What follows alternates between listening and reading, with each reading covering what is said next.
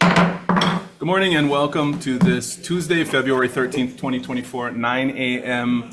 agenda. This is a joint hearing between the Senate Committees on Commerce and Consumer Protection and the Committee on Energy, Economic Development, and Tourism. We're in the Hawaii State Capitol Conference Room 229. This meeting is being live streamed on YouTube currently, and in the unlikely event that we need to abruptly end the hearing due to technical difficulties, we will reconvene on this agenda on Thursday, February 15th at 9:40 a.m. in this room, conference room 229. And a public notice will be posted on the legislature's website. As is our normal protocol in this committee, we ask testifiers to please limit their remarks to 2 minutes. There'll be a timer so that you can see how much time you have left. Everyone who has submitted written testimony, I have reviewed. Your testimony has been posted online on the legislature's website, so there is no need, and I would encourage you to please not read your testimony word for word. If you would like to add any additional comments or clarify anything in the written testimony, please feel free to do so. Or if you would like to speed the process so that we have time to accommodate everyone, I would encourage you to stand on your testimony and just acknowledge that you're here and available for questions. Because again, we have seen your written testimony. We are approaching a deadline, so we are trying to hear and vote out all of the measures on this agenda today so that they are able to proceed in the legislature going forward. I will now turn our agenda over to Co-Chair Senator DeCoy. Thank you, Chair. So starting off first is Senate Bill 2082 relating to the labeling of products. First testifier up, DBED. Aloha chairs, vice chairs, committee members, Dennis Lin with DBED. DBED stands in its written testimony and support. Thank you. Next up, testifying for Department of Ag with comments. Good morning, chairs, vice chairs, members of the committee. The department stands on our written testimony. Thank you. Next up is Hawaii Forest Industry Association Guy Cellier in support, and Brian Miyamoto for Hawaii Farm Bureau with comments. Anybody else in the room wishing to testify on this measure? Okay, go ahead. I'm not sure if we received our written testimony. No, we have. Can you submit it later? Okay, sorry. Chairs, vice chairs, members of the committee, Deputy Attorney General Elise Amemia appearing on behalf of the Attorney General's office. I'm sorry that you didn't receive our written testimony, but we thank you for the opportunity to provide comments on this measure. We've noted, we have a concern with it, with the bill. While the bill prohibits the use of the Made in Hawaii or Hawaii made labeling, it does not provide for any penalty. Furthermore, we believe that the subject matter department is better able to determine if there is a violation of this section. Therefore, we had suggested language in our written testimony that I will submit that recommends some language for adding an administrative penalty to the measure and allowing for the subject matter department to administer that administrative penalty. I'll be available for questions. Thank you. Thank you. Can you get me that testimony as soon as possible? Yes, Thank you. Anybody else wishing to testify on this measure? Seeing none, questions from the committee. Senator Wakai. Ms. Amamiya? Thank you for your suggestions, but the issue about enforcement and having DBED do that, I mean, that's kind of weird, right? Because DBED's supposed to be encouraging business activity, not be the regulator. But I approached DCCA if they wanted to take on responsibility. They declined to do so. I talked to Ann Lopez, who said that she would be happy to take on this responsibility. So I'm trying to reconcile how it is that your testimony is trying to push the enforcement over to DBED, when in fact the AG has already indicated that they would be willing to do the enforcement piece of this. So I'm not sure what the conversations were. This was, again, I apologize that you don't have our written testimony, but that was, our written testimony is the position of the Attorney General's office. The administrative penalty that we recommended just kind of gives, the statute some teeth. Because I guess kind of as written, there's no teeth. And so that that was a concern, and that's why we recommended the administrative penalty, so Yeah, I'm so not that part I sure. think is fine. Yeah, The part where I'm- DBET has to be the regulator is a little bit awkward for them, and I think it's probably better suited, since DCCA doesn't want this responsibility, to put it with the AG. Yeah, again, I'm not certain, this was our approved testimony. Thank you. Can I just follow up at least? Yeah. I would just like to note that even though we don't see it, it is the Attorney General's office routine custom to submit amended language in your testimony to fix the problems that are Yes. identified in bills. And I would just like to make it clear that this committee deeply appreciates that, because we've received other testimony from other agencies that just grumble at about the language and do not offer any fixes. So it is extremely convenient to have approved, provided amendments that we can just adopt to make the fixes. I just Thank wanted to make that clear. Thank you Thank you very for much. that. And if I can just submit that, otherwise I could read it if you want, or, No, I don't think. No, no, no. Yeah, that's just good. submit it, yeah? I'll just take that, yeah. okay, Okay, thank you. thank you. Any other questions for the committee? Debate, please. Aloha, Chair. Aloha. So Dennis, what value do you see in moving Made in Hawaii program from the DOA to debate? Well, first of all, it adds clarity. There'll be no confusion between two agencies operating and marketing the Made in Hawaii brand. Secondly, we would cover, in addition to products other than agricultural products, other products.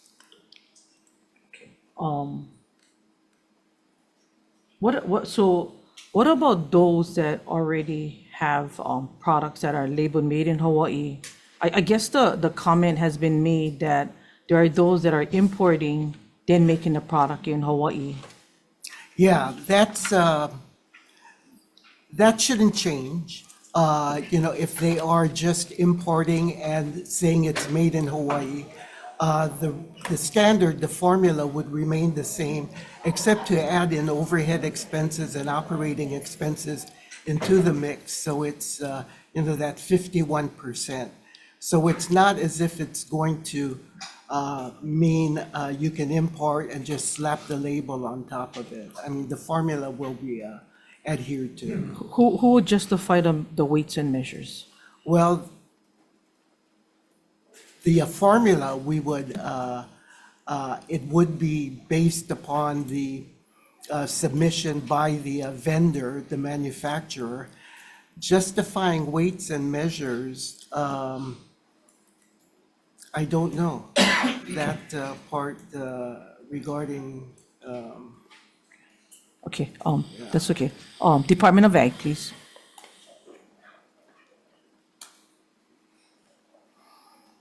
Morning, Hi. chairs, vice chairs. Marnie. Sharon, who justifies weights and measures? And the only reason why I'm asking is because we have the same problem with coffee. Is that in your purview? Yes, it is. In fact, we have the weights and measures gentleman here, Richard Cohen. He would be the one to inspect. Come, please.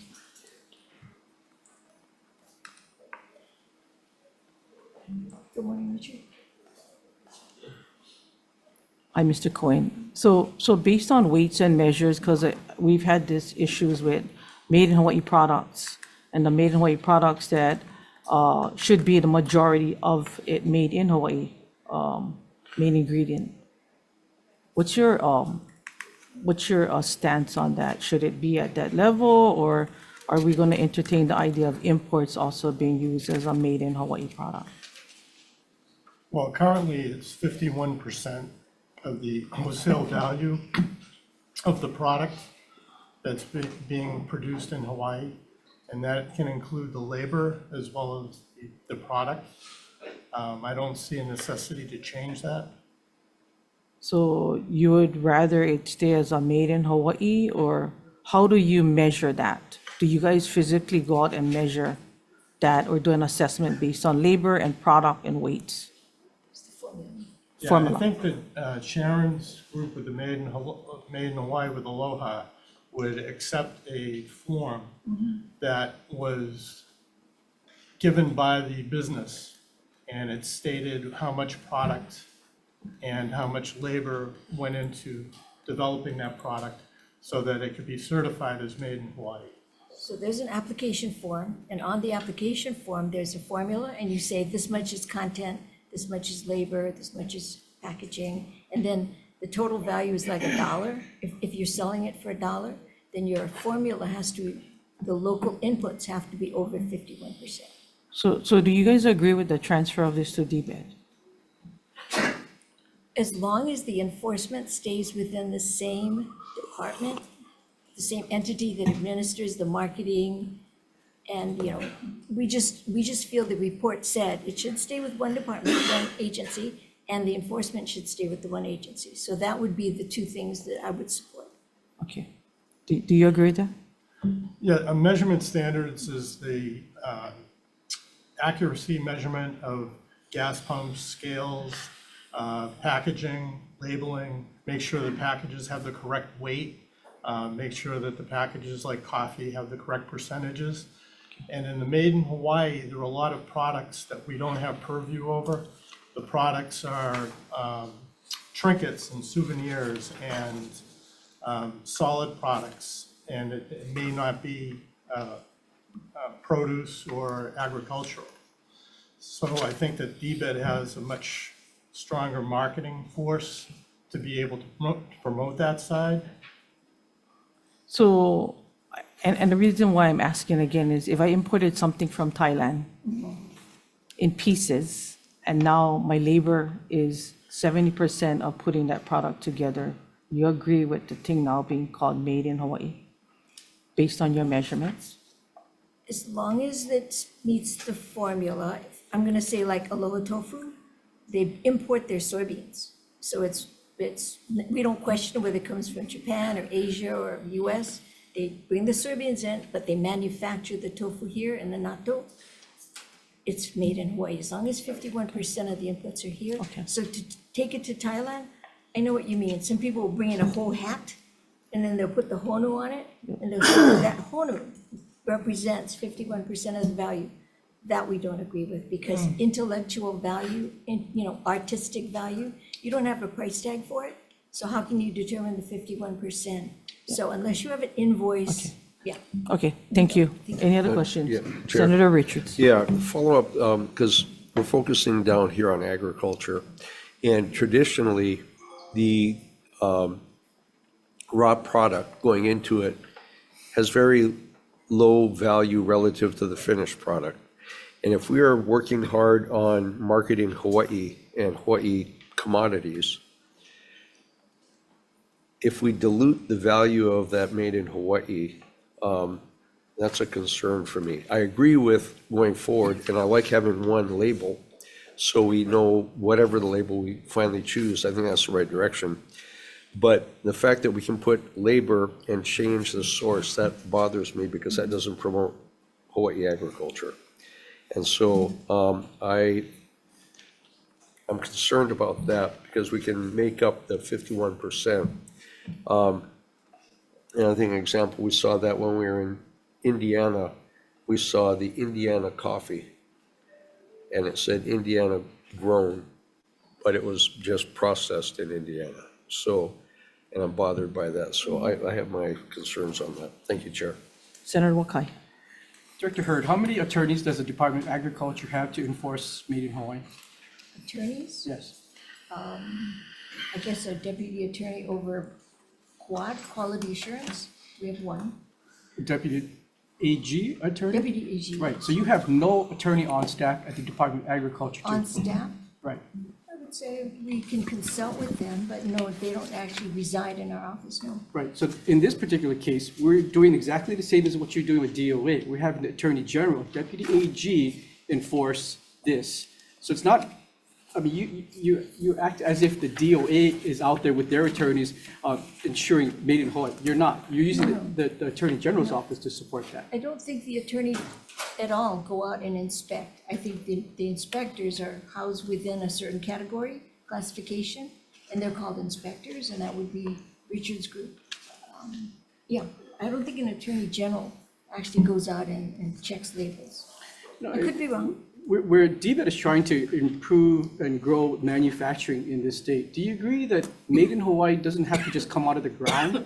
That Oh, it can be, yes, I it can be a beautiful aloha shirt like the chair of the Consumer Protection Committee is wearing, and then maybe the raw materials don't come from Hawaii, but the intellectual property, the labor, the retail establishment, all of those factors should be taken into account for the 51%, correct? Well, the law, the 46-119 that was repealed last session, it took into account that the content, we recognize we don't have fabric here. We don't grow flour. So the ingredients that go into something are not, it doesn't have to be part of the Made in Hawaii law. But the labor, it said processing, manufacturing, fabrication has to occur here. So that people give credit to the fact that you're making your product here. We know it's so much cheaper to send your book to Korea and have it come back all glossy and pretty. But those that actually have their magazines published here at Hagedorn or Blue Pencil, they would make the 51%. So we do agree that you don't have to have the ingredients, but you do have to have the inputs, the labor, the packaging, has to be from here. And Aloha Tofu is a poster child for that. So if you agree that we want to grow manufacturing by using the gravitas of the Made in Hawaii as a global marketing brand, wouldn't that be better under the Department of Business, Economic Development and Tourism versus under you? Senator, we're not arguing what department it's under. We're saying whoever has the Made in Hawaii program should also take the enforcement. Otherwise, the department has the marketing, the administration, the rulemaking, and then the enforcement is left to someone else. That part is difficult because we're already doing the coffee labeling, the different labelings. And it would be, what's the current rule for, because 46-119 was taken out. So it would be, and another thing is the overhead. Intellectual property is going to be tough. If you put, like the example, if you put a hono on a ready-made hat that comes in, and you say, this, my creative talents that put the hono on this hat, makes it 51% local because of the intellectual property, although there's no invoice for it, there's no value that you can, put your hands on, and that hat becomes 51%, that's a tough one for me. So it would be tough for the Department of Agriculture to enforce that rule based on the fact that you can't quantify what the artistic value of that is, so. Correct. But DBET is already on its way through a partnership with Omnitrack to come up with what exactly are all the inputs for Made in Hawaii's. As long as it's in the same department, enforcement stays within that department, we're good. Thank you. Thank you, Chair. Thank you. Thank you, Dennis.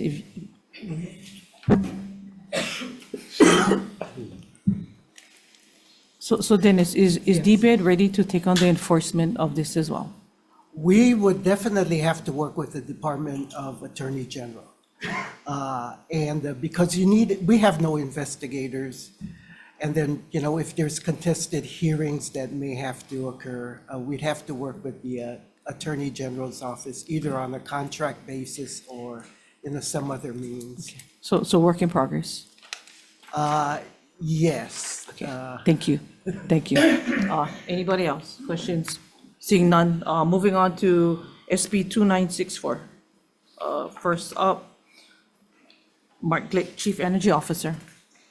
Chair, Vice Chair, has been committee Mark Lynn for the Energy Office. We stand by our comments with support the intent for Senate Bill 2964. Happy to answer any questions. Thank you. Next up, PUC, Leo Asuncion. Chair, Vice Chair, Leo Asuncion, Chair of the PUC. We'll stand on our written testimony providing comments on the bill. Thank you. Next up, DCCA, Michael Angelo. Morning, Chairs, Vice Chairs, Michelangelo, Executive Director, Department of Commerce and Consumer Affairs, Division of Consumer Advocacy, standing on our written testimony of the bill. Thank you. Next up, Hawaii Center for Advanced Transportation Technologies.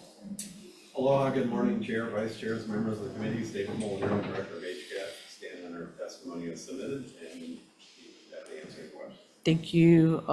Next up, Hawaii Clean Power Alliance in support. Tiger Shark LLC in support. KIUC in opposition. Hawaiian Electric with comments. Hawaiian Electric.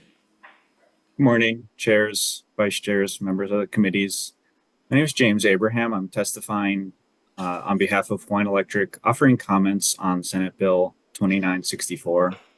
We do have some concerns with this bill because we don't think that a mainland retail wheeling model is a good fit for our isolated island grids here in Hawaii. As noted in our written testimony, there are equity and other factors to be considered in establishing wheeling types of programs and looking at how these programs may impact the broader customer base. Hawaiian Electric, the PUC, the consumer advocate, and other interested stakeholders have taken these concerns into consideration when establishing wheeling types of programs that we have here in Hawaii. But we feel that imposing a mainland retail wheeling model is not the right way to go about it. We would support the PUC opening an investigatory docket into intragovernmental wheeling, which is wheeling between governmental agencies, which may mitigate some of the risks to non-wheeling customers. Thank you for the opportunity to testify. I'm available for questions. Thank you. Next up, Mike Komunikata, testifying for Ulupono with comment. Anybody else willing to testify on this measure? Seeing none, questions from the committee. Senator Vavella. Hawaiian Electric, please. Yeah, my question is, not just to this bill, but wheeling in general.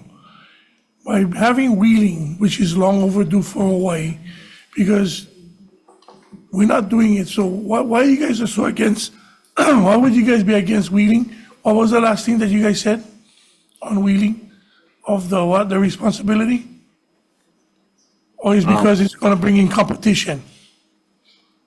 The concern would be the impacts to the broader customer base and, folks that aren't participating in wheeling, the impacts that, these energy producers would have on the broader customer base. I'm happy to go into more detail on that if you'd like.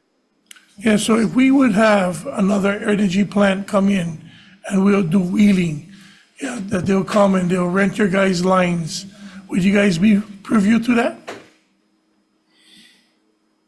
Well, The again, reason why I'm bringing this up, you don't need to answer. The reason why I'm bringing this up is because you guys are against it because it's going to bring competition. It's going to bring competition. And the problem with Hawaii is we have no competition. Thank you, Chair. Thank you. Anybody else with questions?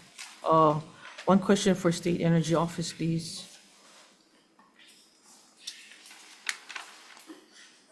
Hi, Mark. Thank you.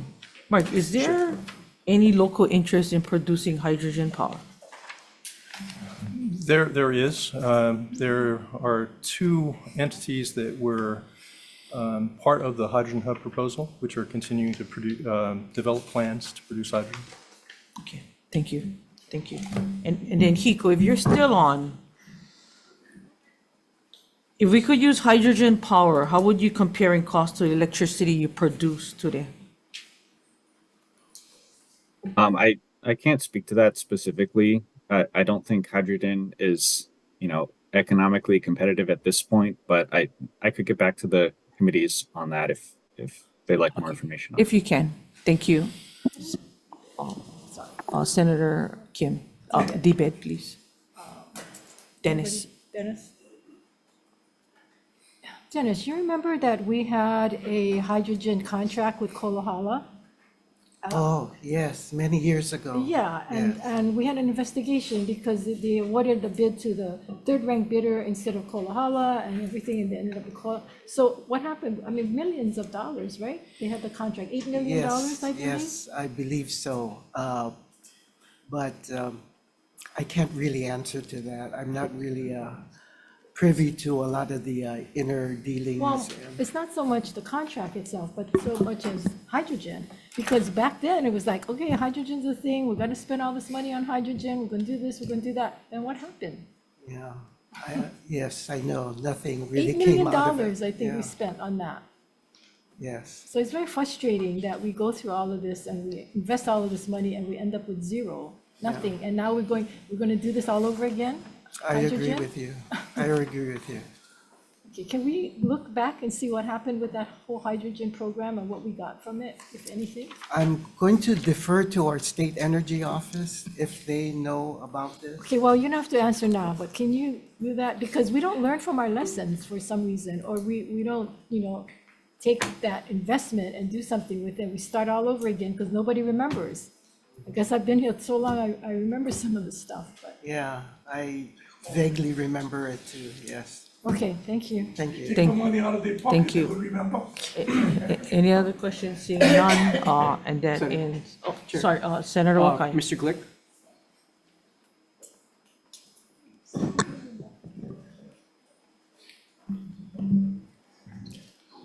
This bill does not allocate any state funds for any type of project, correct?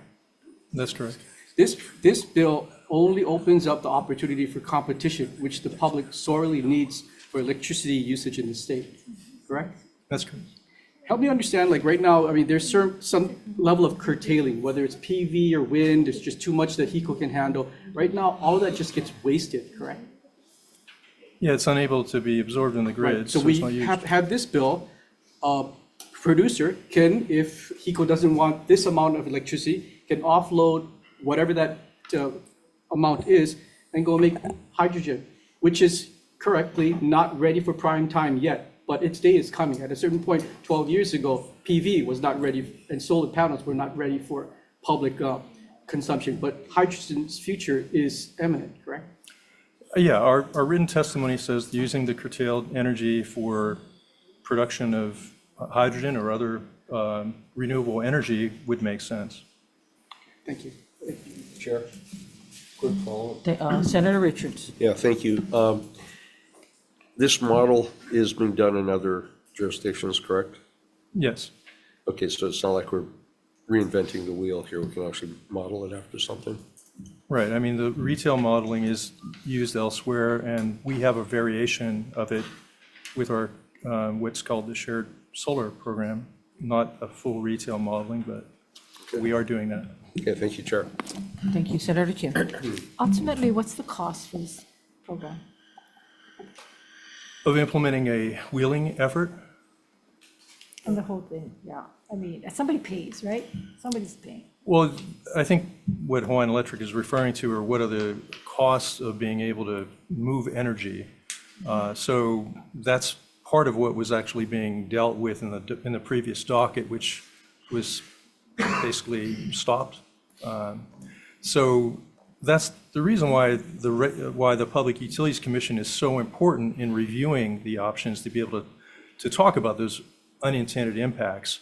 But at the end of the day, some form of wheeling would most likely make sense. Well, you'd answer the question, though. Yeah. What are we talking about at the end of the day, the cost? That would have, based on the retail model, and that would have to be further investigated based on where you were going to put it into place.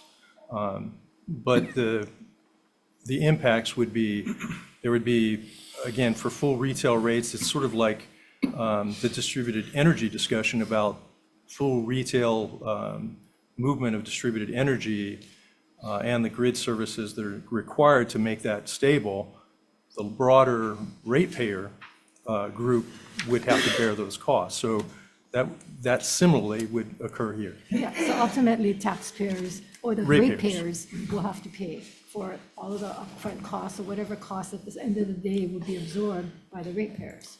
For full retail wheeling, that could likely be. And do we have any idea what that kind of cost would be to an electric bill? I'm sure that was reviewed in the previous docket, but I think the commission would be able to better address what that was. I think you would have to look at the retail rates today and do that analysis again. Okay, so PUC?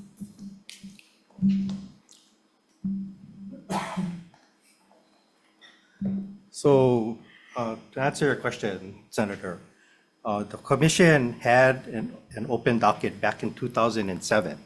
It's a long time ago. That's a long time ago. And so that particular one was intergovernmental wheeling, right? Between, I think if I remember, this is before my time at the commission, was between the Department of Defense, right? US Department of Defense and HECO. That did not materialize in any shape or form, right? The docket was then eventually closed, but then as Mark alluded to, right, there's been other smaller dockets, right? We look at community-based renewable energy, things like that, right? And it has a component of wheeling, right? The shared solar program. We see our testimony on this bill, right, is to allow us, because I think you have the correct set of commissioners that think that this is very important. And in the House version of this bill, right, we've been saying we will open a docket, take a look at wheeling in general. There's all different types, right? If it's going to be intergovernmental, if it's going to be for state, between state buildings, et cetera, we would take a look at that as a whole, and then come back to the legislature by the 2026 session with a decision on how this is going to look like, answering things like costs, right? We're talking in this bill full retail wheeling, right?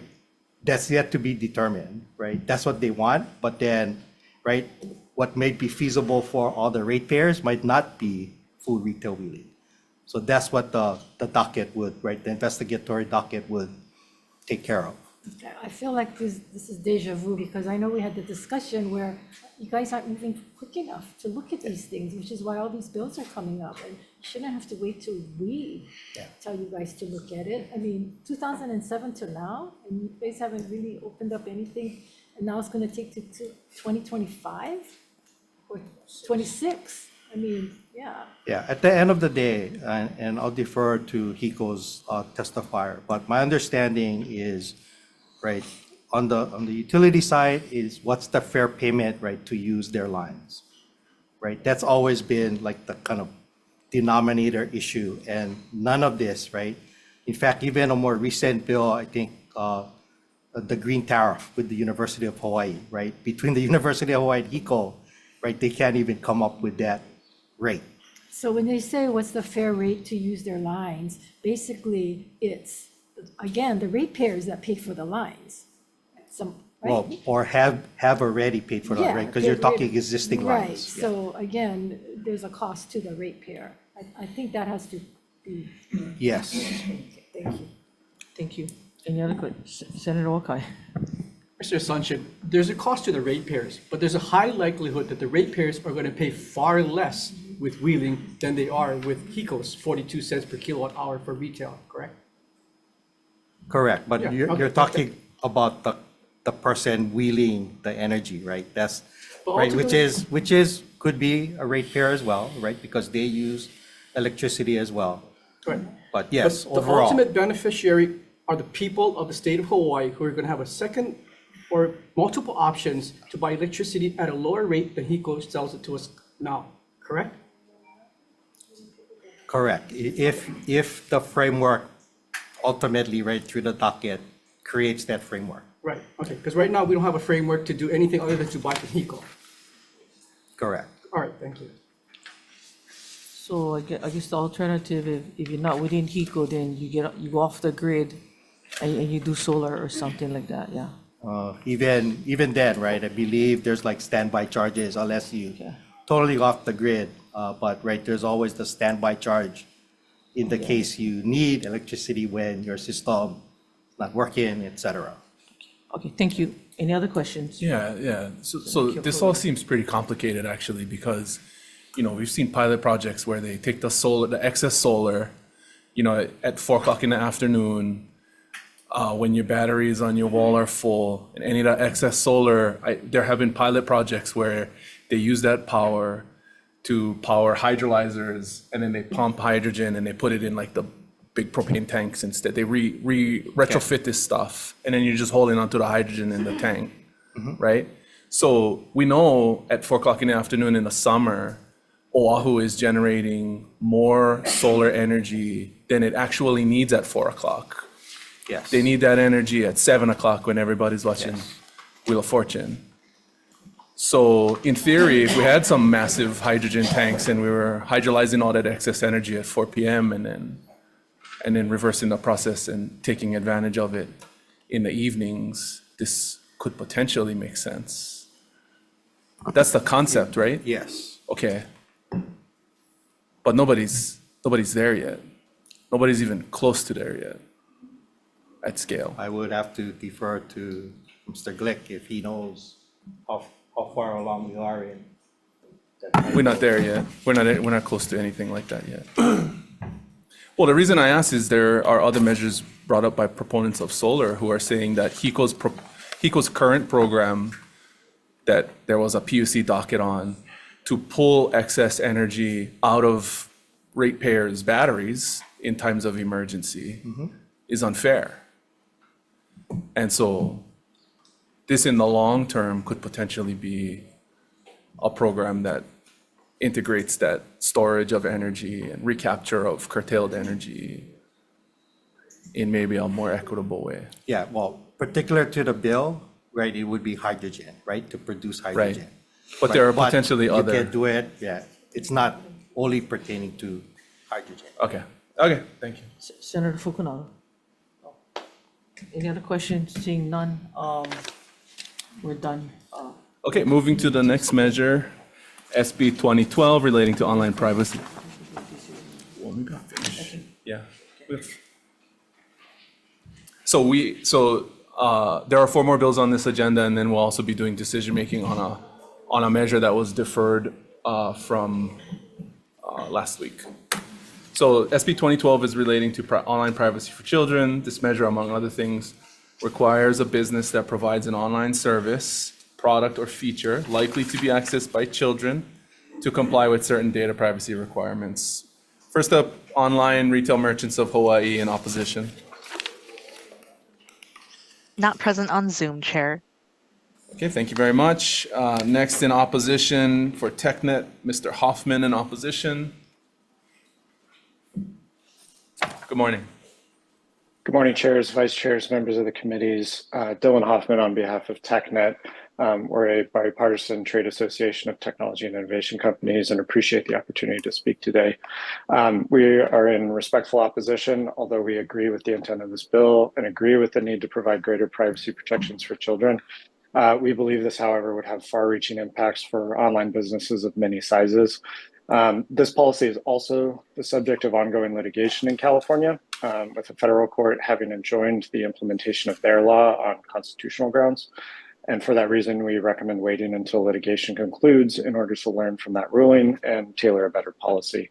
Appreciate the opportunity to speak, here for any questions, and stand on the rest of our testimony. Thank you. Thank you very much. Next, we have holistic ethics, Mr. Klug in support. You are on mute. Good morning. Go ahead. Great, thank you. Hello, chairs. My name is Jeff Kluge, CEO of Holistic Ethics.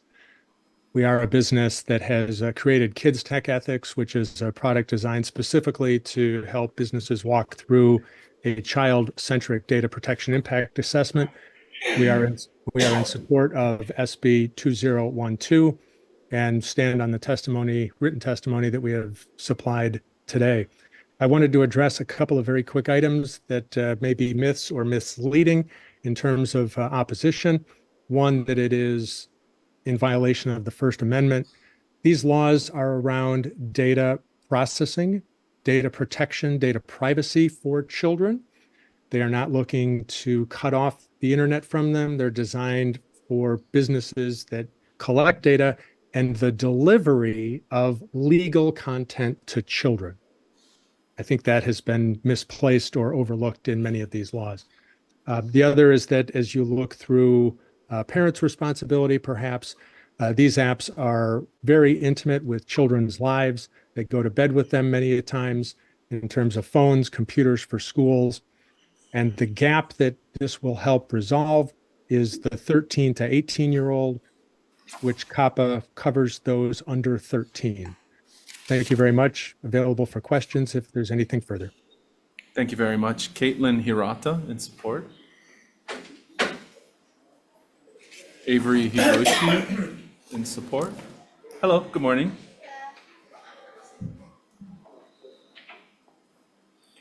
Hello, I stand by my written testimony. Thank you very much for your time.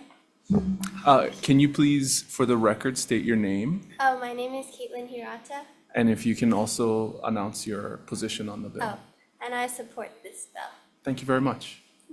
Good morning, everyone. My name is Avery Higuchi, and I stand by my testimony in support of this bill. Thank you very much for your time. Thank you very much. John Kailua Pang in support. Maya Wong in support. We also have Ryan Kearns and Keanu Latu, both in support. Good morning. Please come up and have a seat. And if you could introduce yourself and state your position on the measure.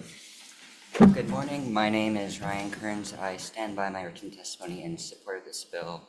Thank you for your time and consideration. Thank you very much. Good morning. My name is Keanu Latu, and I stand in support of this bill. Thank you for your time. Thank you. And finally, we have Luke Takakua Holte in support. That's all the testimony we have registered on this measure. Oh, please. Good morning. Good morning. Good morning. My name is Luke Takakua Holte. I stand by my written testimony in support of this bill. Thank you for your time. Thank you very much. Is there anyone else who would like to testify? Good morning, Chair. Deputy Attorney General Christopher Hahn with late testimony. My apologies. Good morning. We do have your testimony. Thank you. Unfortunately, as noted in the written testimony, we do have constitutional concerns as to the bill. It's currently before the Ninth Circuit, struck down on First Amendment grounds, but there's also potential Commerce Clause and preemption issues. That said, these concerns would not affect the creation of a working group. Thank you. Thank you very much. Is there anyone else who would like to testify that I may have missed? Chair, Attorney General. Any questions? Senator Favela. Sorry, I'm sorry, Chair.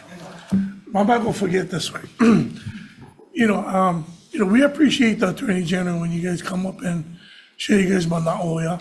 When you guys saying you guys it's unconstitutional, the guy up there was just trying to explain why it's not. Do you guys even look into it before you guys come up and just use that unconstitutional? Because I hear it in a lot of hearings, and then later on we find out really it's not unconstitutional, but it's just an easy play for, not you, an easy play for the Attorney General just to say, stand on those notes to not saying for or against the bill, but influence the bill to not go forward. When you guys use the word constitution, yeah? So that's why before you guys come and give you guys testimony, and I know you guys saying you guys. Senator, if you can ask a question. The question is, before they come in to testify and just say unconstitution, really look into what they're saying, because they're just giving that. And you're giving a. Can you articulate the basis for your we don't know, nobody else on here knows. opposition, please? Sure, of course, Chair. So we did review the ruling in detail before coming up here, Okay. and oftentimes it's unpredictable how an appellate court would rule on the issue. But essentially, to pare it down, it's a two-step analysis. One is whether a law regulates protected speech, and second, if so, if the bill is narrowly tailored to advance a significant and legitimate public interest. With the first step, the court held that because this bill dictates how a company collects and uses data, that's a form of regulating commercial speech, which is generally protected under the First Amendment. With the second step of the analysis, the court found that although protecting children is a significant and legitimate purpose, the bill wasn't narrowly tailored enough. Basically, the plaintiffs in this case managed to demonstrate that the restrictions would affect information beyond the scope of this bill. In other words, information unrelated to children, which led to this bill being struck down. And I do also want to note that a lot of all the provisions that were at issue in that September ruling are in this version of the bill as well. Thank you, Chair. Any other questions, members? Okay, if not, we'll move to the next measure. Thank you. SB 2170 relating to combat sports. This measure establishes a Combat Sports Commission of Hawaii. Department of Commerce and Consumer Affairs in opposition.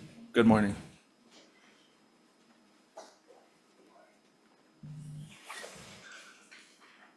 Good morning, chairs of the committee and members. I'm James Gizuski, Executive Officer of the MMA program at the DCCA on behalf of the department.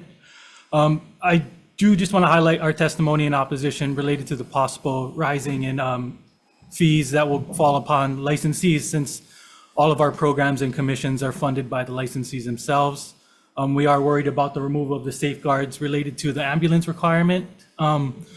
We have asked for a delayed implementation if the committee chooses to move forward with this measure, and as well as we offered another alternative to fold the boxing commission and MMA program into a single combat sports commission that would have the flexibility to rule upon all combat sports. The only thing I'd like to add is, in the premise of this bill, it was stated that the UFC is not coming here because we don't have a commission.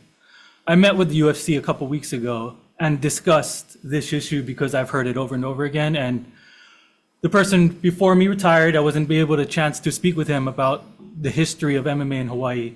So I got a chance to speak with the UFC directly. What they reiterate to me is that we don't have a venue. When they go to Abu Dhabi, they get tens of millions of dollars to bring their events there. When they go to Australia, they're compensated for the travel costs. And when they try to bring an event to Hawaii and they follow up when the Pro Bowl leaves and they speak with other state departments, there's no funding to bring a UFC event to Hawaii. And then on top of that, without a venue to raise enough revenue or funds for them to make it worth them coming, it's just not feasible for them. And I spoke with the Chief Business Officer, Hunter Campbell. He came down and we met in a conference room and I discussed these issues among other issues. So that's just something I just wanted to add along top our written testimony. Thank you. We have Marcus Gamble in support online.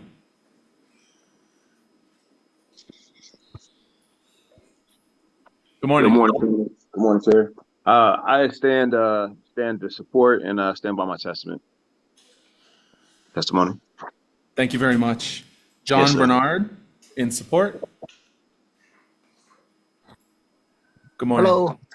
Good morning. This is John Bernard. I stand with my testimony, and I would like to add a short, brief overview of my testament and kind of a little bit of my insight on why I support this. You know, I advocate for the DCCA's initiative to come in and help the organization to make it safe and whatnot. But over the years, that's not what actually transpired. I'm not sure what their directive was or their mission was when they decided to regulate this sport, but it did nothing besides hurt the organization. I'm a product of the mixed martial arts scene that use this as an avenue to escape the mundane day-to-day operations of life. You know, I'm from the west side of Oahu, a place in which a lot of violence take place, and I was one of those individuals that was able to escape the trajectory of most of the kids' lives in Waianae, in Maka'a. And so I'm heavily in support of creating a commissioning body that is from and designed from the people, similar to the USA Boxing, right? That's a great foundation of how a non-governing entity can create something that is very beneficial to all that is a part of that industry. So the DCCA, although they probably did not intend, destroyed mixed martial arts. And I think this bill will help to revitalize what was once a thriving pastime for a lot of kids, especially in the west side or the poverty-stricken areas in Oahu. So I'm in heavy support of this bill, and hopefully we can get something out of this. Thank you very much. Walter Carvalho in support. Chair, Vice Chair. Good morning. And members of the committee. I'm Walt Carvalho from Big Island, and I'm in full support of my written testimony, and I'd like to add additional things to what James said. So I was on the phone with Mark Ratner this morning, who's was the head of the Nevada Athletic Commission for many, many years, and is Dana White's right hand in the UFC. And what he said is completely as bad as their testimony is. We want to talk about, Senator Kim mentioned something about spending all this money and what a waste. Last year, they collected $26,000, the DCCA did, in licensing fees for athletes and coaches and cornermans and whatever. And Bellator came here and they claimed they only brought in $8,000. Where's that money? There was only 2 shows last year. So what happens to all that money with just 2 shows and the promotion, paying for the inspectors and referees and judges and everything? They paid nothing. So it's last year, 2 shows, one on Friday, one on Saturday. Where's the money that was brought in? This is the thing about the DCCA. You notice that when they come up here to talk, it's always about money. My goal is to create an athletic commission just like any other state and country that I work in. I'm licensed in 21 states, and I've worked in many countries around the world. And they all have a commission that monitors everything, the safekeeps and everything of all the athletes. It's the athletes first and the money if it's there. If it's not, we're building a program to generate the next group of kids in Hawaii. At the pinnacle of MMA in Hawaii before the DCCA stepped in, and right at the beginning of their transition into destroying mixed martial arts in Hawaii, there was over 1,000 kids that were participating in different events around the state. Everywhere, every garage, every coach, there was kids everywhere. There was 14 kids that were signed with the UFC at that time. Thank you. World champions, but never got to fight in Hawaii because we don't have a commission. Thank you very much. Cannot run this with a committee of 2 guys. It just doesn't work. Thank you very much. Next, we have Nokanet LLC, Ms. Martin Hahn, in support. Good morning. Thank you for your time.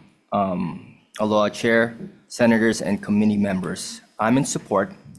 My name is Martin Hahn, and I'm here today to voice my support for Bill SB 2170. We believe that this bill will address areas that the previous legislature lacked.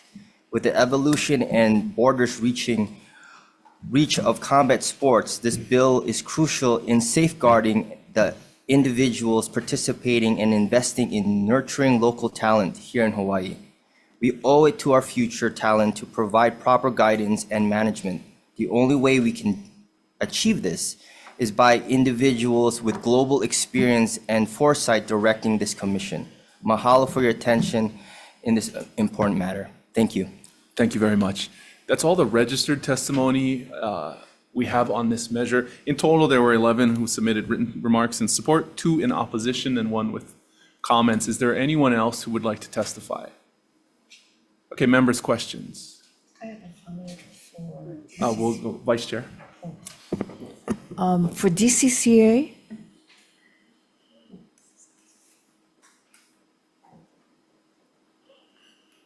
in the department's testimony, you talk a little bit regarding some of the activities or actions that the department took during the summer. Can you provide some background? I know we had legislation last year, and I believe the department had said that it would, convene a discussion or work group with a number of participants, and if you could report on that? Yeah, we got together with Walt, a couple of stakeholders on his end.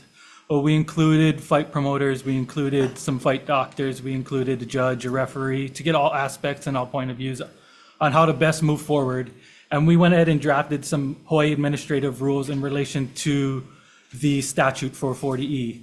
So through our discussions, everyone comes from a different perspective. The promoters are saying it's too expensive to run events right now in relation to getting fighter insurance and reserving an ambulance, along with paying the 2% on ticket sales and any kind of pay-per-view costs. We also get a surcharge on that.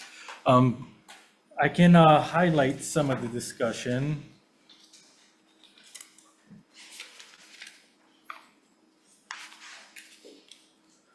There was a discussion about creating some kind of tiered system in relation to local events first when a bigger organization comes down. But we couldn't really get any details related to how that kind of framework would be set up. Then, of course, we discussed the ambulance requirement, and that's something that our department is something we don't want to move on in relation to requiring an ambulance there. These events are dangerous, and we reiterated in our testimony. When I was in speaking with the UFC, I wanted to get into the idea of the amount of transportations that happen at a UFC event, because I can only imagine they're more highly trained and they're participating at the highest levels, and they average almost 5 transportations an event to a hospital. right after a fight. So that's just to get an idea as these athletes train more and they become even more highly qualified professionals, how the danger rises. Okay, thank you. Senator Kim. James. In the testimony, it says that the creation of the commission will significantly increase the cost of licensing, processing, and consequently jeopardize events in Hawaii. Can you elaborate on that? What is going to cost more and who's going to pay? I wonder if there's someone from the department who can speak to the costs. I mean, in the end, I'm just an administrator. I facilitate the program. But in my discussions with the department, it is all related to the additional materials that will be needed to facilitate board meetings, flying in any commission members. You know, they have to obtain additional staff to support the commission as well. Right, the bureaucracy on creating commissions are always costly. Yes. And it's borne by the licensed people who. Exactly. And so the reference was made that there were 2 events held here, and where does the money go? DCCA don't collect the monies, right, from these events? Well, I mean, there are certain aspects, they pay an application fee to apply for an event. We also have surcharges on the ticket sales and on the pay-per-view streaming. But in the situation related to Bellator, it was an interesting situation. They weren't doing pay-per-view. They have a subscription service that people subscribe to Showtime, and then they are able to watch the Bellator fight. So it's not like a UFC where people are paying in to watch one specific event. So that dramatically decreased the amount of funds that we were able to obtain from that event. So what kind of funds did you obtain? I can get the details to you. I don't have them off the top of my head. Do you have like just an estimate? I think Vault was really close. We obtained around $7,000 or $8,000 from the event in relation to the ticket surcharge and the viewing surcharge. Where does that money go? It goes into the compliance resolution fund to help facilitate the entire program. Unfortunately, people don't realize that when you create commissions, that's what happens, that you have all this cost. And it end up costing more. And that's why I'm not for opening more and more commissions if possible, because the overhead is great. Yeah, and I think that's why we acknowledged that there was momentum behind the legislation last year, and we tried to figure out a way that we could work with stakeholders, and we thought of a way which would be combining the boxing commission with the MMA program, which would be another route we could do, which would dramatically reduce administrative costs, because you wouldn't be having a boxing commission and an MMA commission. They would be working together. Thank you. Any other questions, members? Okay, seeing none, we'll move to the next measure, SB 2505, relating to the Public Utilities Commission. This measure requires the Public Utilities Commission to establish reliability and requires the PUC to establish reliability standards and interconnection requirements for the Hawaii electric system. DCCA Division of Consumer Advocacy with comments. Good morning. Good morning, Chairs, Vice Chairs. Michael Angelo, Executive Director of Division of Consumer Advocacy, standing on our testimony providing comments. Thank you for standing on your testimony. Next, PUC in support. Chairs, Vice Chair, members, PUC will stand on its testimony in support. Thank you for standing on your testimony in support. Hawaiian Electric in opposition. Good morning. Good morning, chairs, vice chairs. My name is Rebecca Deha Matsushima. I'm testifying on behalf of Hawaiian Electric in opposition. I did want to clarify that we don't oppose the addition of resilience to the statute, the term resilience, but we do oppose the mandatory implementation of reliability administrator or a surcharge. The PUC is already looking at resilience, looking at interconnection standards. They've implemented several things over the last few years, including performance improvement mechanisms that look at interconnection. They have hired an independent engineer who just completed a study on the interconnection process and required us to implement changes, which we are currently working on. And they just approved a multi-million-dollar resilience program that we are putting into place. So adding these will serve to add costs to our customers, but not add anything new for their benefit that the commission is not already doing. And should the commission decide that they still want to do these things, it has the authority under the statute to implement them on their own without making it mandatory. And they can, in that regard, tailor it to something that's more narrow and needed in their eyes. Thank you for the opportunity to testify. Thank you very much. That's all the in-person testimony we've received on this measure. Is there anyone else who would like to testify? Members, questions? Chair. Hiko, please.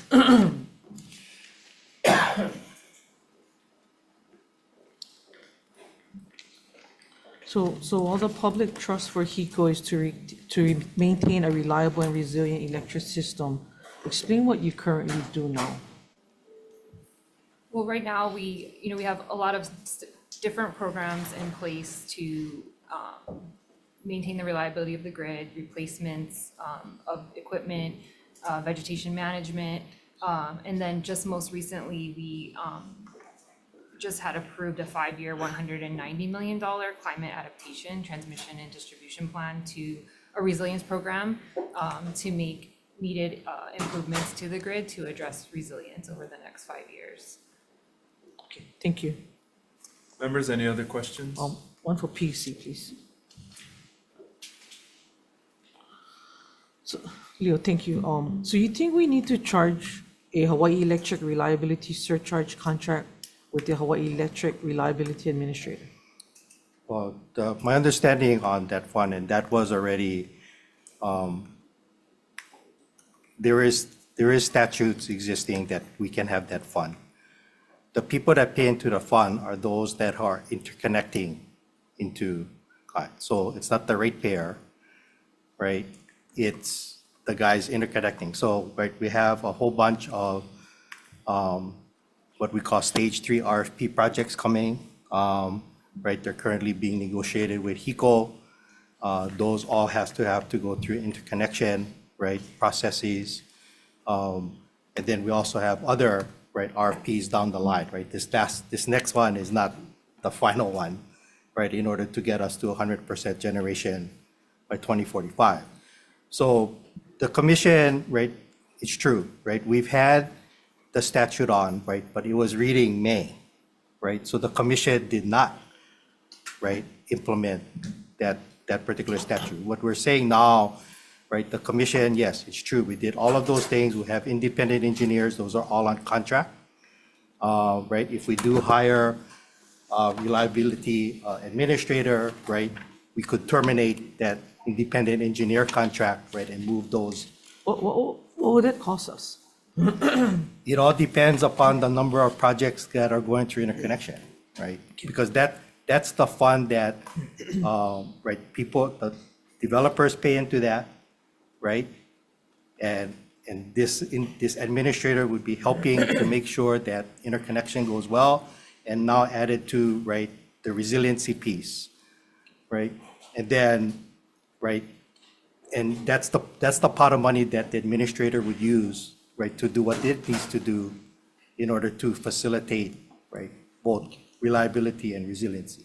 Okay, thank you, Chair. Any other questions, members? Okay, seeing none, we'll move to the last measure on this 9 a.m. agenda, SB 2993 relating to consumer protection. This measure prohibits any operator, transient accommodations broker, or person from offering, listing, advertising, and displaying a rate that does not include all resort fees. Office of Consumer Protection with comments.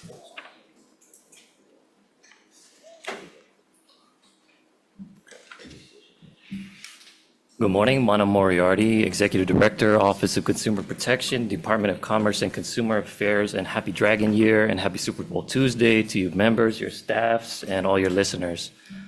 Thank you. This bill is a truth in advertising bill directed at resort fees, taxes, and fees in the hotel industry and transient accommodations brokers. We support truth in advertising. Why aim so small? Let's aim bigger with truth in advertising. Let's not be talking specifically about resort fees when somebody could change the name and call it an amenities fee and it would fall outside the purview of this law. Department of Taxation already has guidelines on how sales tax has to be disclosed. We work with Department of Taxation to resolve consumer protection issues that come up in this area. I want to also call your attention to a press release that department issued yesterday regarding junk fees and hidden fees. This is a rulemaking initiated by the Federal Trade Commission, which would address all hidden fees, all misleading fees. And the Attorney General of Hawaii and myself signed on to a letter supporting the Federal Trade Commission's efforts to create a federal floor which would prohibit across all industries hidden fees and misrepresented fees. Thank you very much. Thank you for your testimony. Next, we have the Hawaii Tourism Authority with comments. And on behalf of, Ivan Louis Kwan in support. Aloha, Chair, Vice Chair, committee members. My name is Ivan Louis Kwan. I stand on my written testimony in support of this measure. Thank you very much for standing on your testimony. That's all the submitted testimony we have from individuals who indicated they would be present. Is there anyone else? Yes, good morning.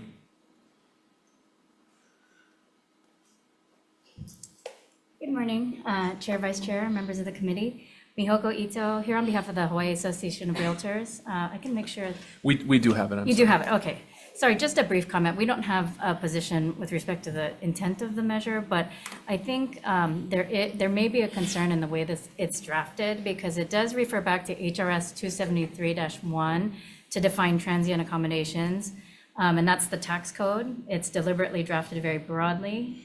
So it might ensnare things like month-to-month rentals, which, realtors regularly engage in those types of rentals. So I think there just may need to be a little attention to the drafting and how to clarify the intent of the measure not to apply. Okay, thank you very much. Is there anyone else who would like to testify? Okay. Seeing none, because we have a number of different agendas moving, we're going to defer decision-making on this agenda to end of calendar. And I also need to take a vote in another room. So what we're going to do is recess for hopefully about 5 minutes. We will come back in and we will begin hearing testimony on the remaining agenda. There is a joint agenda with the Agriculture Committee on SB 2120, SB 2562, SB 2311, SB 2174, and SB 3303. And then there is a consumer protection agenda on SB 2874 and SB 3345 that we will take up along with voting on this agenda as soon as I get back. Thank you. Recess.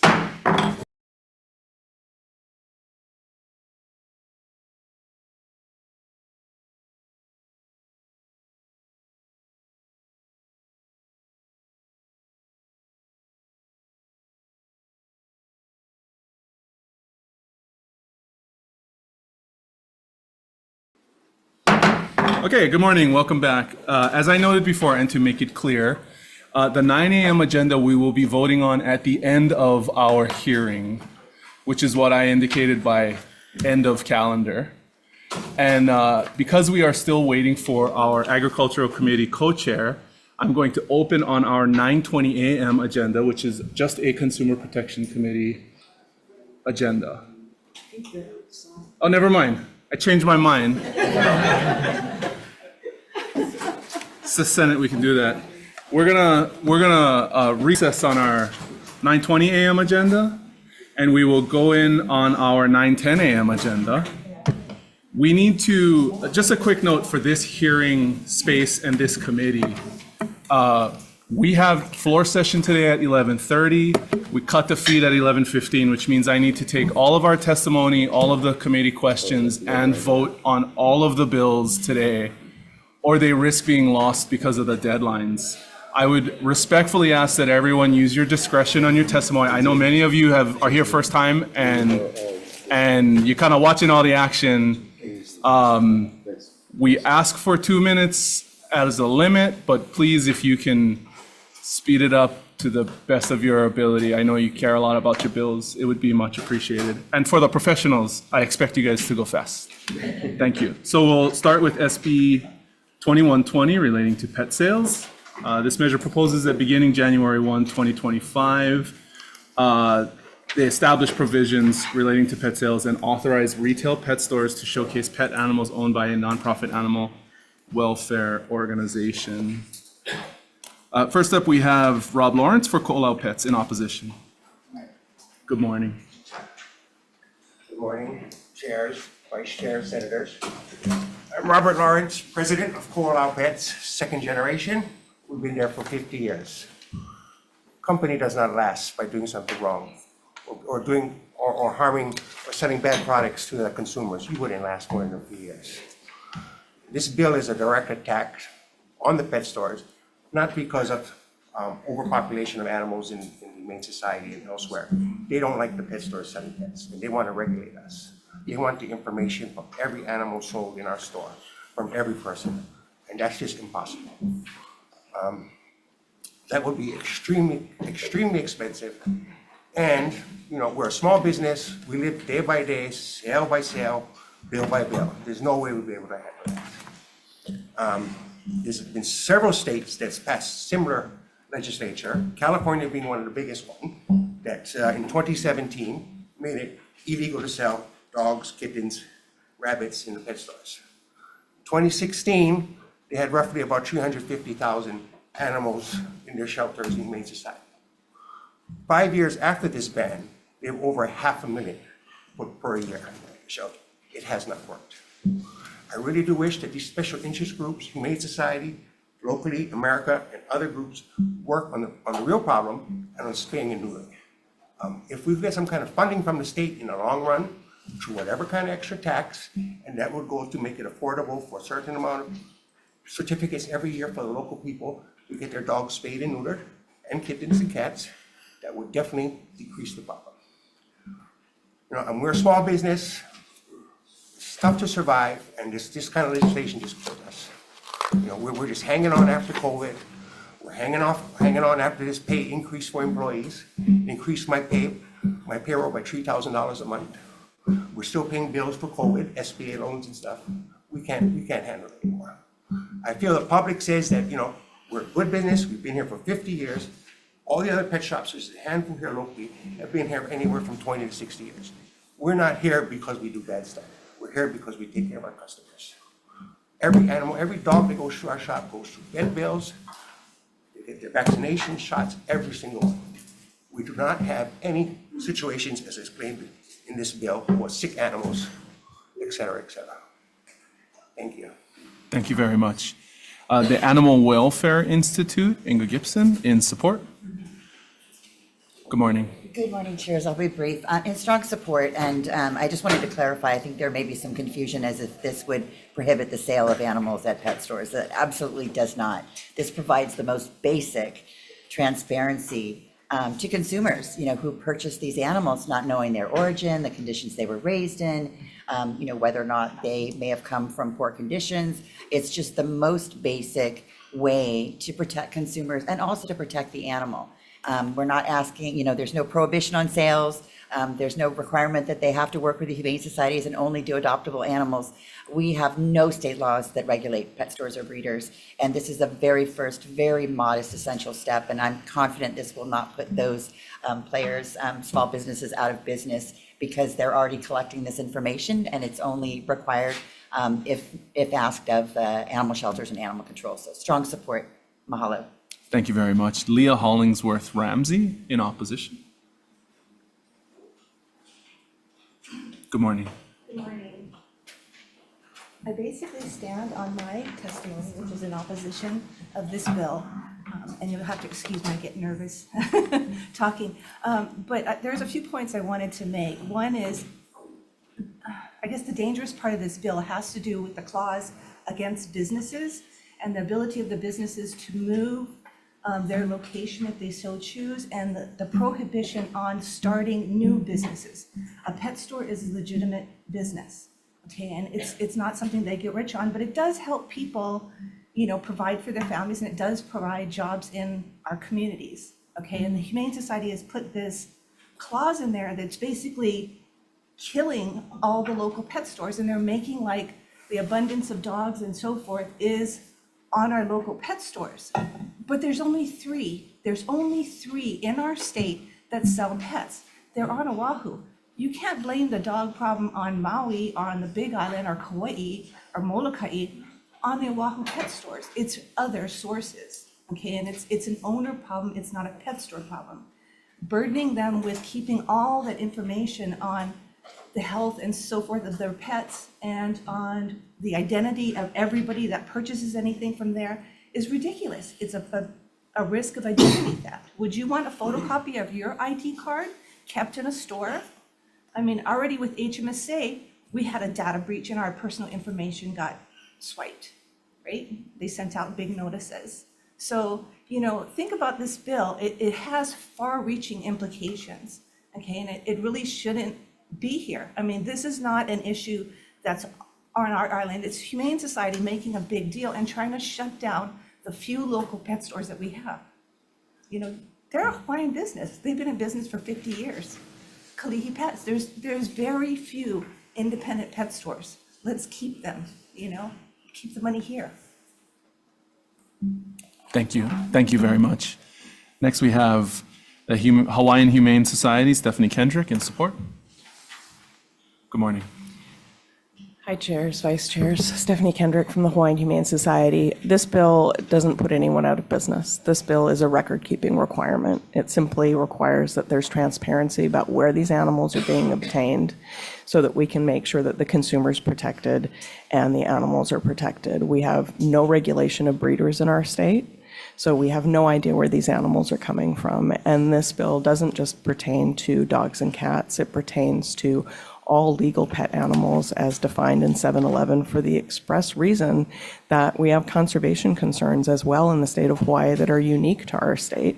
And when rabbits or caged birds escape or are abandoned and naturalized in our environment, that causes concern. So we need to know where those animals are coming from. We have a consumer interest, we have an animal welfare interest, we have a state conservation interest in knowing where these animals are coming from. And that's all this bill asks for. It will not put anyone out of business. In fact, there are more pet products companies that don't sell animals as successful local businesses than there are businesses who are still selling pet animals. So if you are going to make a profit off of a living being, I think a minimum amount of transparency is a fair thing to ask. Thank you. Thank you very much. So that's all the registered testimony I have before me. If anyone else would like to testify, please raise your hand and you can come up. Okay.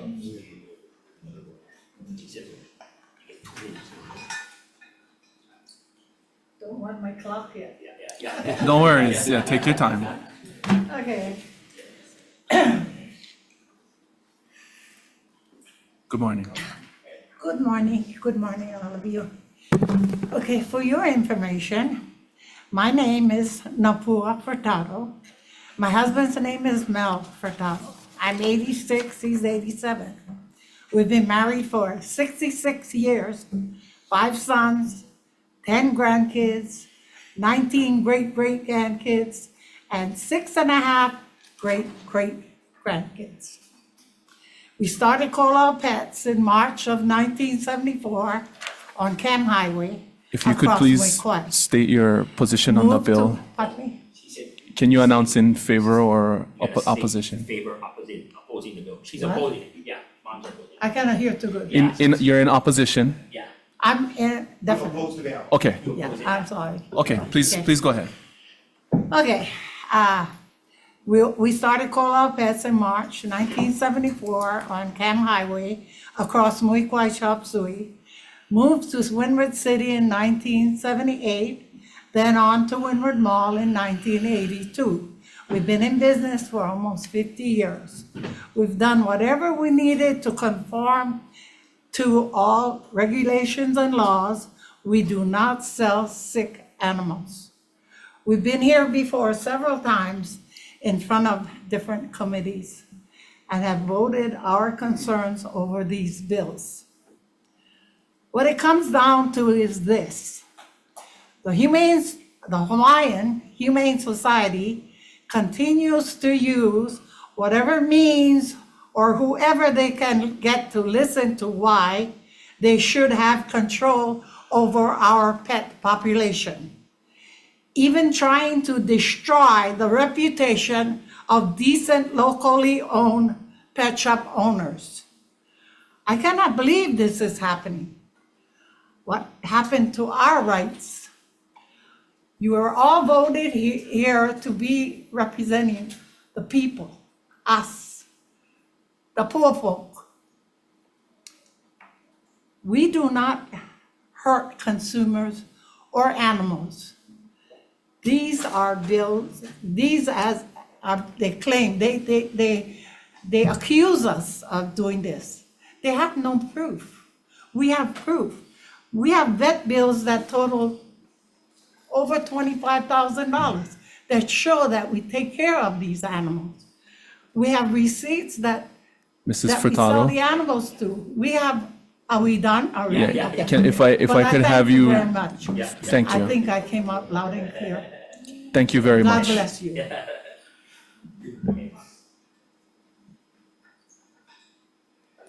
Took me more than 2 minutes to read this, you know. I counted an extra 16 seconds because I was asking what your position was. Okay, is there anyone else who would like to testify? I just Please, want to say, I just wanted to say, I take it as a personal insult to me and my business, and I consider. if you can begin by identifying yourself I'm and your Matthew position. Furtado. I'm co-owner of Cola Pets, my family's business for 50 years. I take it as a personal insult and In consider- opposition? Yeah, I'm completely opposed to it. I take it as a personal insult that this bill stated the fact that pet stores sell sick animals. That's like a slap in my face. I've been in business 50 years. We've been busting our butt to make sure every customer we ever sell puppies to are taken care of. All our dogs go to the veterinarians to get all their shots and are physically healthy when they leave our store. So that for them to put this kind of baloney inside there just to hurt a small business that's been supporting in Kaneohe for forever, it just is like a stab in my back. And I just can't, I don't understand this crap. So, thank you. Thank you very much. Is there anyone else who would like to testify? Members, any questions? Okay, we'll move on to the next measure on the agenda, and I'll turn it over to the co-chair, Ag Chair. Okay, SB 2562 relating to vet medicine prohibits animal owners and their employees from performing any surgical procedures on the owner's dogs or dogs.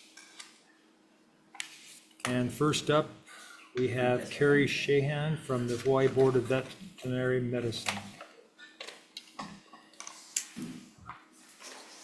Good morning, chairs, committee members. Thank you for this opportunity to testify. The board appreciates the intent of this bill and offers commentary.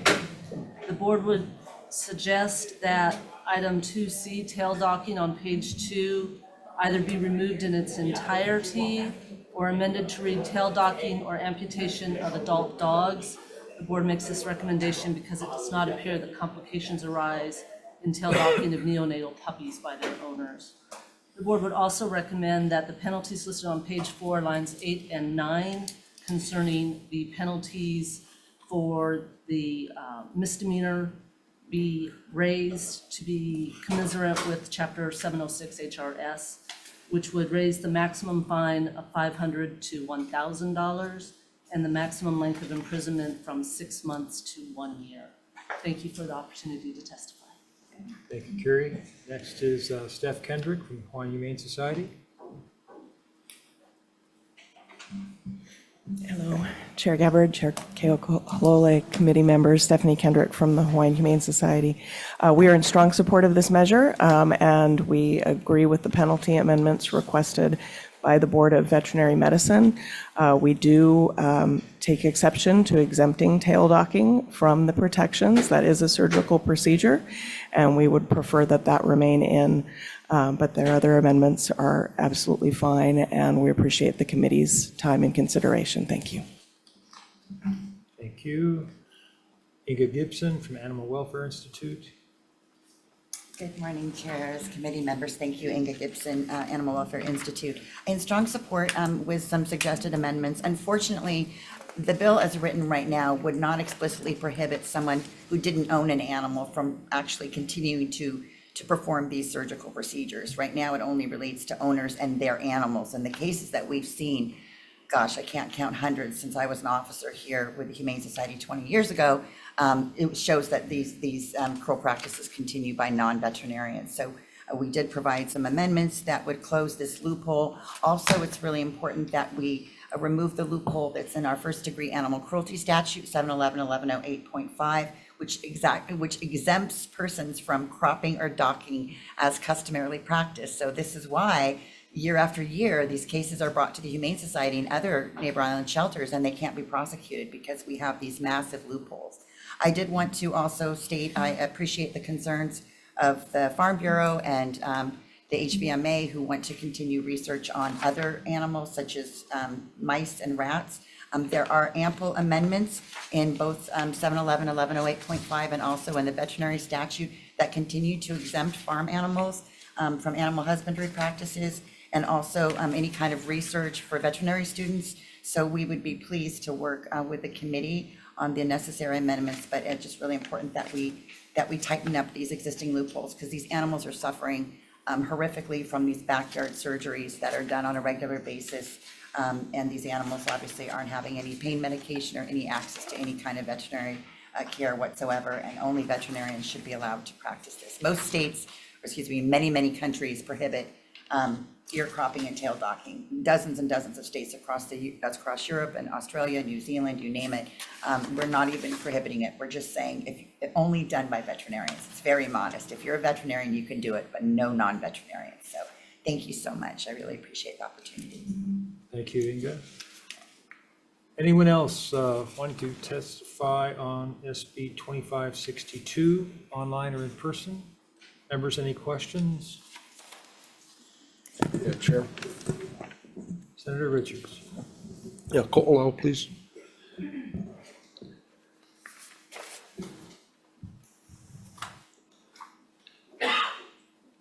Been in business for 50 years. Do you keep records of where your puppies or kittens Well, come from? anytime we buy any animal, it has to be documented on a receipt. Okay. And we have to have their name, address, and so on. Any animal, even all our animals, the dogs, no cats, rabbits, guinea pigs, turtles come from local people. Most of them have been our customers through the years. And so one family will bring a dog, puppies that they had, and we'll take it and we keep it on a receipt. And it's filed, and we keep it under business records, which I think is 10 years. Yeah, everything. Okay, so you're collecting that data anyway? Yeah. For yourself? Yeah, Okay. yeah. And then as far as preventative healthcare, vaccinations? Every puppy that comes into the shop goes to the vet before it leaves our store. It gets a food examination, vaccinations, whatever is due, tested for parasites, medicine if there's parasites, and they have to pass the physical examination to be sold. If something is found, and once in a while there might be a heart murmur or something else, it goes back to the breeder. And then after the puppy is sold, or when the puppy is sold, the new owner gets all those records. They get information on spay and neutering, and also they get one more visit with the vet for free for one more examination, one more stool test, one-on-one representation with the vet and not us. And then on top of that, the vet offers them a 30-day free trial of pet insurance. And then after that, they can continue if they want. Yeah? Okay. And if something's found wrong at that point, the animal comes back to us and goes to the breeder. We're very, very, very strict on that. Any other animal, rabbit, guinea pig, if we have an issue, which is very rare, but once we do, our vet takes care of it. Goes to the vet and she takes care of it. Okay, thank you. Thank you, Chair. Okay, thank you. Moving on to the next measure, SB 2311, relating to electric vehicle batteries, establishes an EV battery recycling and disposal program, prohibits disposal of propulsion batteries as solid waste, prohibits producers of propulsion batteries from refusing propulsion batteries for reuse, remanufacturing, repurposing, or recycling, and establishes producer responsibility for propulsion batteries embedded into vehicles or sold separately in the state or through remote sale. Authorizes the Department of Health to inspect any place, building, or premise and issue warnings and citations for failure to comply.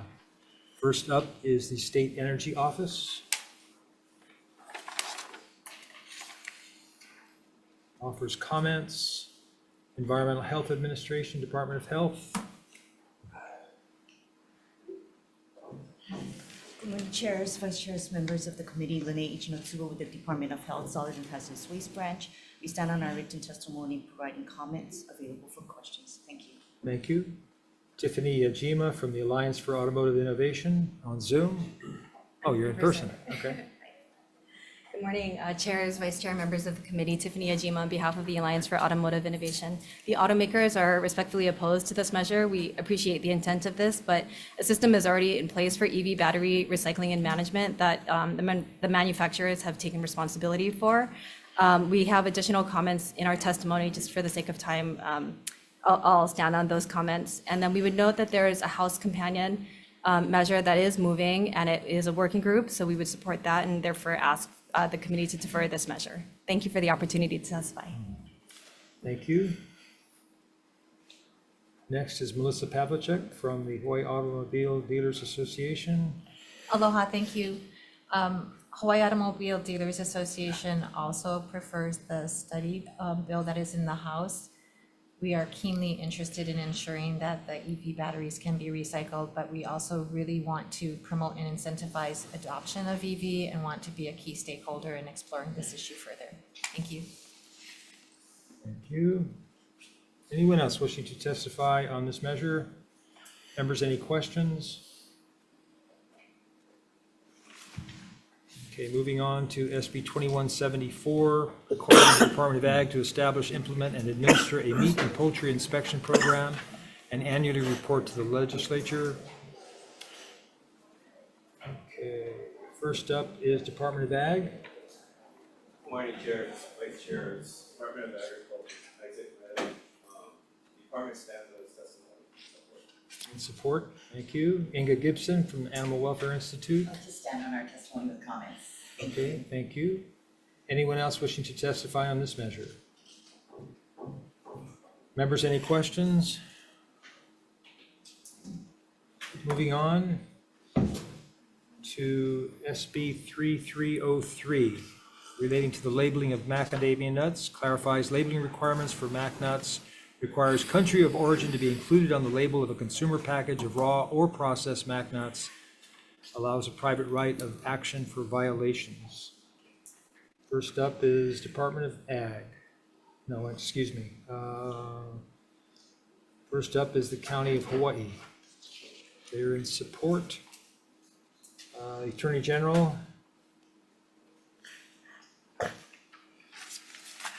Good morning, Deputy Attorney General Travis Moon, providing comments. We provided recommended revisions in our written testimony to avoid any preemption issues. I'm available for any questions. Thank you. Thank you. Department of Ag. Aloha, chairs, vice chairs, members of the committee, both committees. I'm Richard Cohen from Measurement Standards for the Department of Agriculture. We'll stand on our support for the testimony that we presented, and I'm here and available to answer questions. Thank you very much. Nathan Trump from the Hawaii MacNut Association on Zoom. Hello, Nathan from the Hawaii MacNut Association. Stand on my written testimony in support. Thank you. Thank you. Jeffrey Clark from Edmund Olson Trust number 2 in support. Michelle Leon Guerrero from the Hawaiian Host Group. Aloha, chairs, vice chair, members of the committee. Thank you for the opportunity for me to share my opposition of the bill today with some additional comments.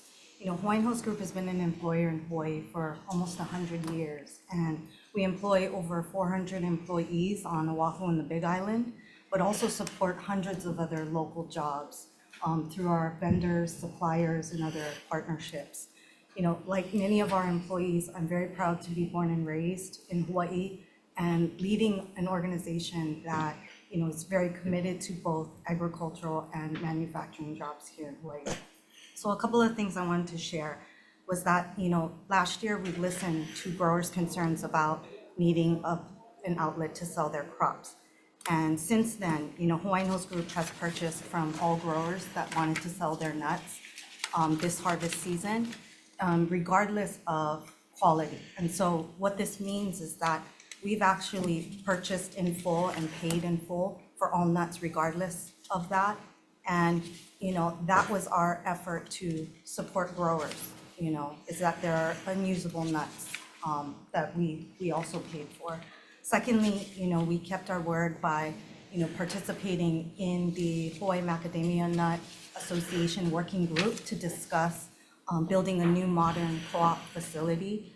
And we acknowledge that that process has been, a bit slow moving because, others have chosen to continue their own independent paths.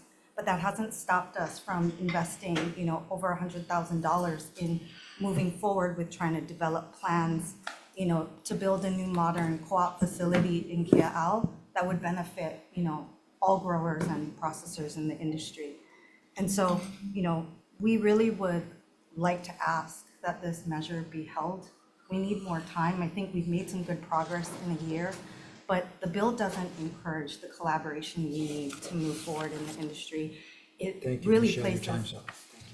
it places emphasis on agricultural jobs over local jobs, and that is why we're asking for this measure.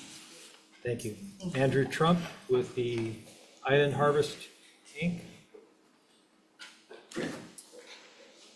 Aloha chairs, vice chairs. My name's Andrew Trump. I'm a second generation farmer from Kohala on Hawai'i Island. I'd like to stand on my written testimony in support of this bill and just add a few comments. So the production of Hawaii mac nuts has fallen from 52 million in 2021 to 37 million, and that's wiped out nearly half of the economic value of Hawaii grown macadamia nuts. So our industry's facing incredibly tumultuous times that put it in jeopardy. And then I just want to reemphasize that this bill is simply about labeling and labeling what is Hawaiian mac nuts versus what is foreign grown. We're not asking to restrict what is sold. We're not asking to hold anything else up.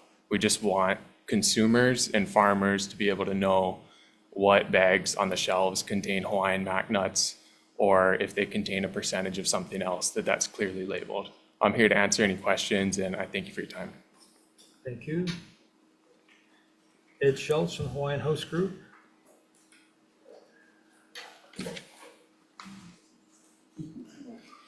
Morning, chairs, vice chairs, and members of the committee. My name is Ed Schultz. I'm the president and CEO of Hawaiian Host Group. I'm the owner of Hawaiian Host Mauna Loa and Kapua Orchards, the largest macadamia farm in Hawaii. In addition, we are the largest buyer of macadamias from independent growers in the state, and I'm opposed to this bill. I appreciate the chance to discuss with you today the state of the macadamia industry. After discussion, the labeling bill last year, Hawaiian Host Group, as Michelle had mentioned, took substantial positive changes to try and help growers. Even though there's been a substantial downturn in the global macadamia industry for the last 2 years. Our stance is it's imperative to invest for the future. Investment is what will grow the industry, benefit growers, processors, and branded food companies, but not protectionism.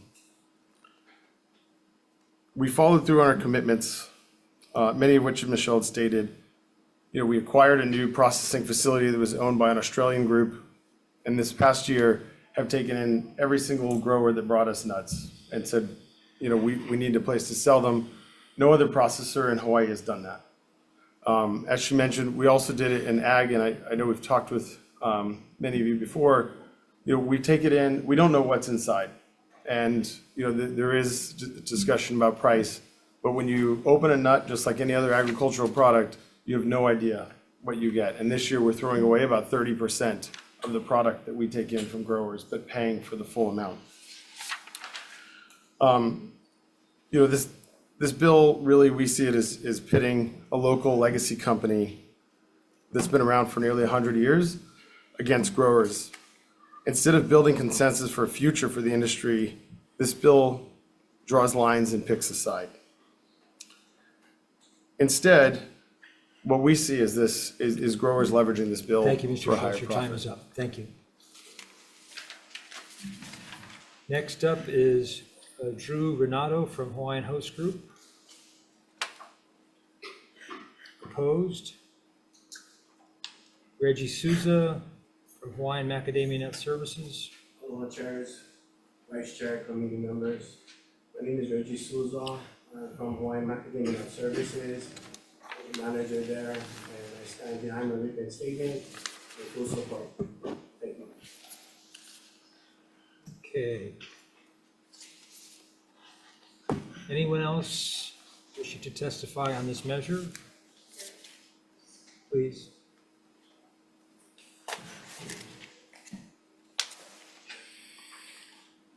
Chairs, Vice Chair Scott Enright for the Hawaii Macadamia Nut Association in strong support of this labeling measure. Having sat in these committee hearings before, I know there's real limitations as to what state government can do for production agriculture. And this is a measure that will help the mac nut producers with labeling that is truthful. So I'm in strong support, and I ask you to pass out this measure. Thank you. Thank you. Open for any questions. Thank you, Scott. Ben?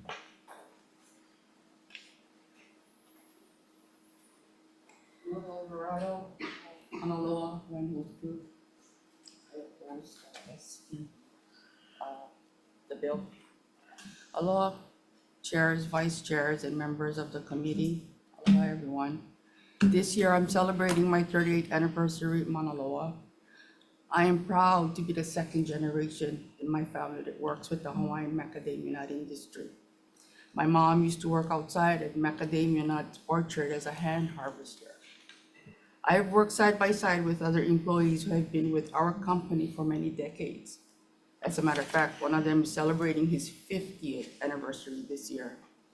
Together, we have made Mauna Loa a company that the company is proud of. We invite you to come witness the pride of Mauna Loa brand at the Merry Monarch World Parade in Hilo in just a few months from now. We have supported this event financially for many decades and hope to do this for a long into the future. Yet, all this legacy and community support, many local jobs might disappear because of this bill. Because this bill is focused on just the farmers and the growers with no operational flexibility for the nut processing and food manufacturing businesses like ours. It is ironic that some of the parties that are pushing for this bill have their own macadamia nut processed in China. Those macadamia nuts were previously processed at Mauna Loa facility in Keau, and a range of jobs left our facility a decade ago because of this. I have been fortunate to have worked in our quality assurance and processing departments over the years. That's how I can attest that the growers started processing China. Their Hawaiian kernel was actually cheaper and better quality in today. It is the main reason why we have no longer rely solely on the Hawaiian kernel. Many of our employees at Mauna Loa have been with us for decades, including myself, are all concerned about our jobs if this bill gets passed. Therefore, I strongly oppose the bill. Thank you. Thank you. Thank you. Anyone else wanting to testify on this measure? Yes. Aloha, chairs and members of the committee. My name is Kamale Grace. I'm the executive assistant at Hawaiian Host Group. I submitted written testimony, but I just wanted to come and testify today to share that, this, as you heard by my fellow colleagues, this bill is not the best path for our industry. We really should be focusing on, innovation, as many understood around the world that, I'm so sorry, innovation in our industry is crucial to keeping things alive. So without innovation, agriculture will die. That's why our leadership has started focusing their efforts on building a co-op in Kea'au. And we feel that this bill is a distraction from helping the industry grow. I see firsthand how committed our team, our leadership, and our company is to growing this industry. And that's why I just wanted to share my personal testimony here today. So I strongly oppose this bill. Thank you for your time. Thank you. Anyone else? Okay, members, questions? I have a question for Ed Schultz from Wine Host. So, Mr. Schultz, how do you respond to the farmers who feel that without this legislation, there's no truth in labeling? How does this bill threaten jobs? This bill, first off, as I said, we're the largest buyer of independent nuts grown in the state. there is a lack of processing capacity. So, 40% of our nuts leave the state and don't come back as Hawaii processed nuts. But in terms of the truth in labeling issue, Yes, that's what I'm saying. So if we look at this solely as nuts sold in the state, most of, like, we buy so many nuts that we export nuts into 23 countries and 50 states across the country. We're not hiding behind the fact that, we use as many local nuts as we can and other nuts that we have to source. Many of it go into chocolate products. They go into other products we've created, like nut milk ice cream, trying to be innovative. I'm getting to the point. The point is that when you run something that is operationally that big and then trying to sort out, freshness issues with Mother Nature on how many nuts, are going to come off trees this year. The 52 million that they refer to that became 37 is a balance of, processing facilities, and Mother Nature didn't produce 52 million pounds last year. So as a company that has that many food manufacturing, packaging, roasting, chocolate making jobs in the state, we do need flexibility to be able to figure out where we go. And it's not always easy to say this bag has, X percent when you're talking about producing, millions of bags a year that support jobs, right? So when you're running long lines in production and scale matters, this batch is coming out with this much, it's 100% Hawaiian. This batch is coming out 75% Hawaiian, and we need 25% whole nuts for an ABC store blend. So how do you quickly switch between them? Thank you, Mr. Schultz. Yes. Thank you. Chair? Yes. Follow-up? Senator Richards? Yeah, thank you. Okay, so a comment was made that you've been working on co-op. How long has that initiative been going forward? Immediately after last session. So we met in April. I think everybody who was on this testified today. I think, the Trumps from Island Harvest, Hamakua, High Macnut, Island Princess, everybody was in the room in Kona last year. We engaged the Ulu Cooperative. We talked about, with Lisa, we engaged Ulu Pono Initiative, and Murray was helping with structure. We reached out to attorneys that did Land O'Lakes structure years ago of how do we put this thing together? Ultimately, we need scale. And if everybody doesn't participate and this facility shrinks from processing 40 million pounds of nuts to 20 million pounds of nuts to less, then we lose the scale that we need to make it operationally competitive. I didn't get to one of my comments in my testimonies. Australia produces and processes nuts for about $1.50 a pound kernel. It takes us $3.50 in the state. You're talking about a first world country that has $2 cheaper in processing, and that is money that doesn't make it to the growers. It just gets lost in the cost of processing nuts. Okay, but on the follow-up to that. Yes. The concern from the farmers. Yes. And you can run different lines. You're not the first commodity that had to differentiate between sourced product, whether it be beef, whether it be tomatoes, whatever the case may be. And there can be a price differential there that we take care of our local farmers, but also recognize, because I agree, you need to have scale. But we can have a Hawaiian product as well as a Hawaiian host source elsewhere product. And I don't see where that's a big issue, because this is just about truth in labeling. It's not prohibiting from purchasing out. We have one more agenda, and we need Okay, to vote on gotta get 15 going. bills before 11:15. So I'm going to allow you to, if you can briefly respond, Yes. and then I'm going to ask if we can move on. So that is a good Chair. question, Senator. So the way our facility is currently set up, that is not possible. So we would have to make an investment into setting up dual lines, and happy to, have everybody come visit and see what we're talking about.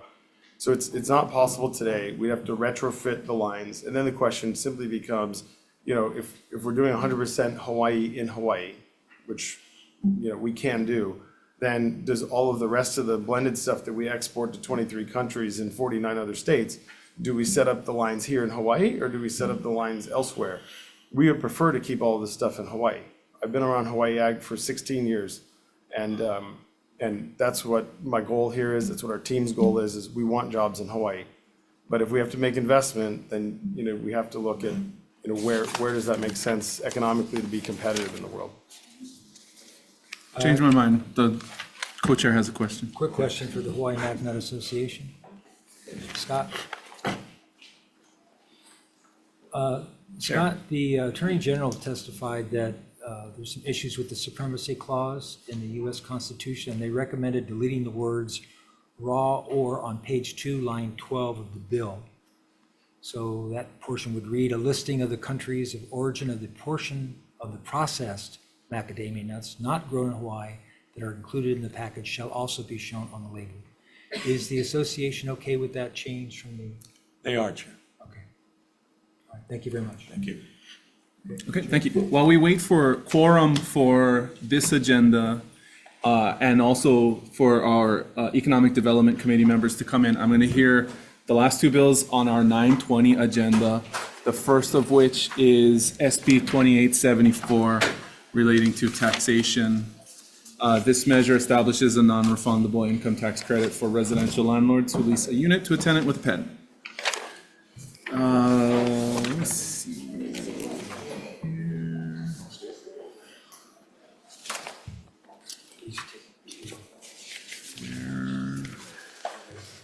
Are my notes? If you're signed up to testify, just come on. Oh, the Department of Taxation with comments. Thank you for standing on your testimony. Tax Foundation with comments. Good morning. Thank you, Senators. Chair Tom Yamachika from Tax Foundation will stand on the written comments. Thank you, Hawaiian Humane Society, and support. Chairs, committee members, Stephanie Kendrick from the Hawaiian Humane Society. We will stand on our written testimony in enthusiastic support for this measure. Thank you very much. Thank you very much. In total, we have 24 pieces of written testimony in support and 2 with comments. Is there anyone else who would like to testify? Members, any questions? All right, last bill we are hearing testimony on is SB 3345 relating to the estate tax. This bill, among other things, conforms the Hawaii state tax laws to the operative provisions of the IRS code to decrease the burden on taxpayers and increase efficiencies in bill tax. Department of Taxation with comments. Thank you for standing on your testimony. Tax Foundation also with comments. Good morning. Good morning, Chair, members of the committee. Tom Yamachika from Tax Foundation. We understand that this is not the conformity bill. The conformity bill was heard in WAM this morning. This is a different one that would allow for passage of the estate between for a qualified family-owned business interests between different family members. Do I have the correct bill? Yes, this is it. Yeah. So we have concerns that it would open up the what's called the unlimited marital deduction to other family members, and basically eviscerate the generation skipping tax.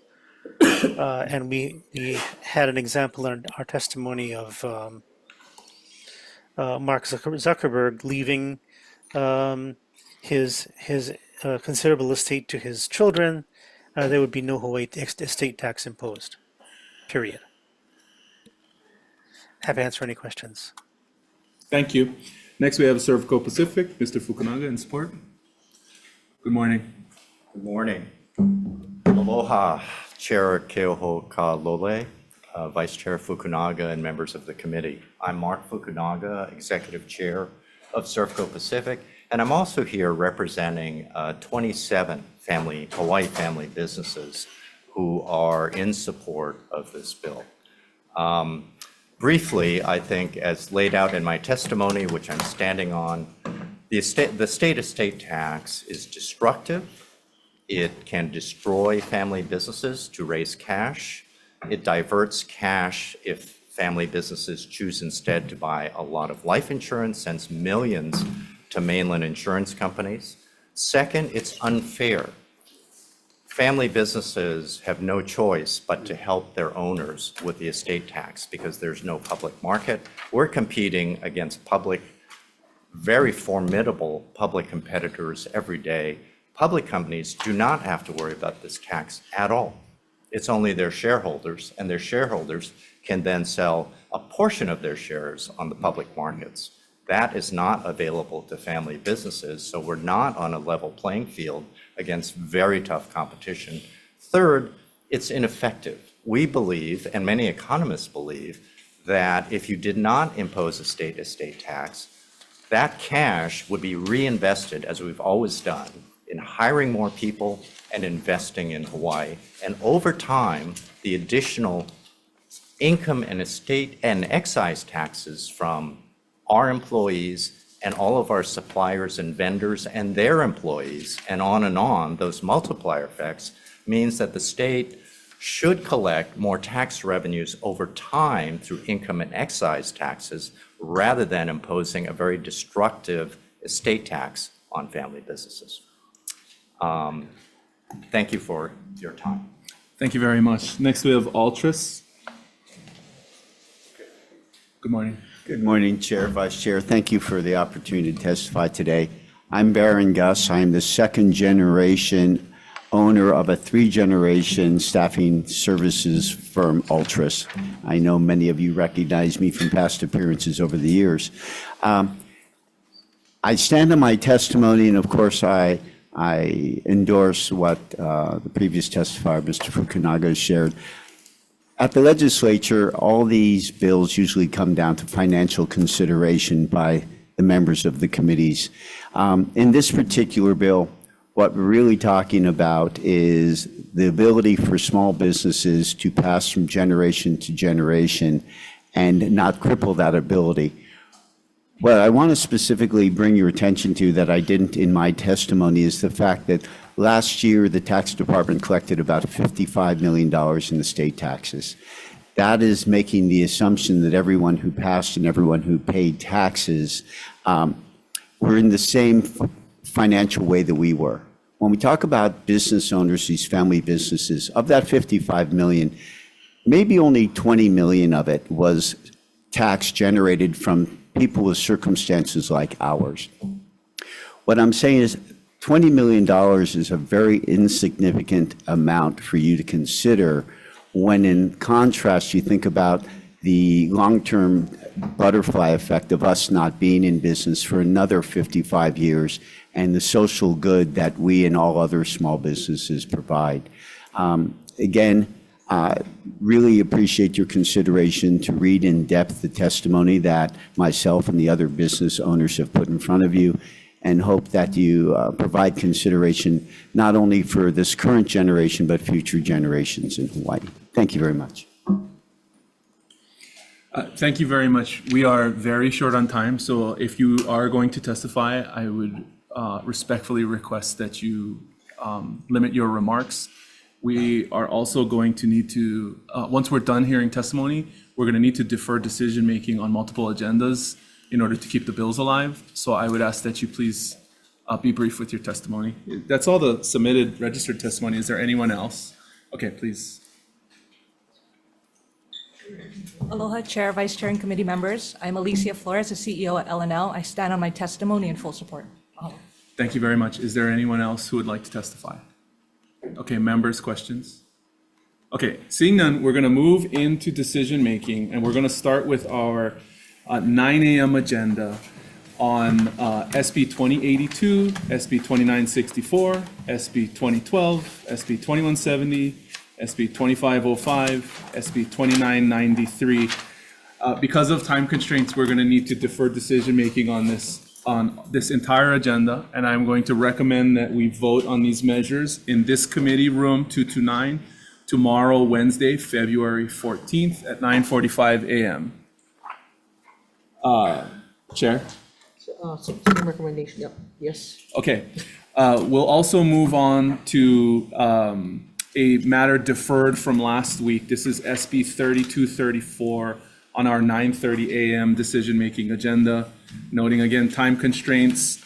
The recommendation is to defer decision-making on that measure until tomorrow, February 14th at 9:46 a.m. in room 229. Chair? Yep, I agree. Okay, so on that note, we'll release the economic development members.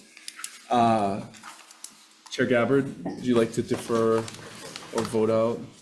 We can go ahead and vote out on Okay. some of the ones. Okay. Want to defer. Thank you. So we'll move to decision-making on the 9:10 a.m. agenda. Let's see. The recommendation on SB 2120 this is the pet sales measure. The recommendation on this measure is to pass with amendments. We're going to keep in the requirement that pet stores maintain documentation identifying the breeders, and we're going to strike the remaining sections, which are subsections C, except for the requirement that there be physical copies maintained by the pet stores. We'll make subsection D permissive. We'll strike subsection E, and the last two sentences of subsection F, which relate to violations and fines, and also on G, which is the phase out of pet store sales from new pet stores. So those are the recommendations. Any discussion? We'll also defect the effective date to July 1st, 2040 to continue conversation. If there are no comments, Vice Chair for the vote, passing with amendments, Chair votes aye. Thank you. Vice Chair also votes aye. Senator McKelvey is excused. Senator Richards? Aye. Senator Awa? No. No, sorry. 2120, yeah? No. Okay, thank you. Your recommendation is adopted. Thank you. Same recommendation for AEN. Any discussion? Chair votes aye. Chair votes aye. Vice Chair votes aye. Senator DeCoit is excused. Senator Rhodes? Aye. Senator Awa? No. Chair, you have 3 in favor, 1 no, and 1 excused. Motion is adopted. Thank you, members. Moving on to SB 2562 relating to veterinary medicine. The chair would like to defer decision-making on this one until tomorrow, February 14th at 1:03 p.m. in room 224, as we are still in discussion with many of the stakeholders on this one. And on to SB 2311 relating to electric vehicle batteries. What we'd like to do on this is defer this measure indefinitely. The House Companion Bill HB 1972 will be meeting in have a hearing tomorrow at the CPC committee at 2 p.m. So that will be the vehicle for that measure.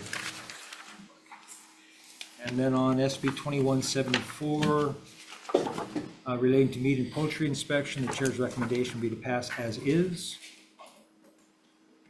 Any discussion? Chair votes aye. Vice Chair? Chair votes aye. Vice Chair votes aye. Senator DeCoit is excused. Senator Rhodes? Aye. Senator Awa? Aye. Chair, you have 4 in favor. Motion is adopted. CPN, same recommendation. Chair votes aye. Vice Chair also votes aye. Senator McKelvey is Yes. excused? No. I'm here. Oops, okay. Thank you. Senator Richards? Aye. And Senator Awa? Aye. Thank you. Measure is adopted. And finally, on SB 3303, relating to the labeling of MAC nuts, Chair's recommendation will be to pass with the proposed amendment from the Attorney General. Any discussion? Chair votes aye. Vice Chair? Chair votes aye. Vice Chair votes aye. Senator DeCoit is excused. Senator Rhodes? Aye. Senator Awa? Aye. Chair, you have 4 in favor, 1 excused. Motion is adopted. Thank you, members. CPN committee, same recommendation. Chair votes aye. What was the recommendation? Passing with amendments. Okay, thank you. Vice Chair also votes aye. Senator McKelvey? Yes. Senator Richards? Aye. Senator Awa? Aye. Thank you. Measure is adopted. Thank you very much. For the remaining 2 agendas, because of time constraints, the 9:20 a.m. agenda with SB 2874 and SB 3345, and also the 9:21 agenda on SB 524. We will defer decision-making on both of those items until tomorrow, February 14th, in room 229 right here at 10 a.m. And with that note, we are adjourned. Thank you very much.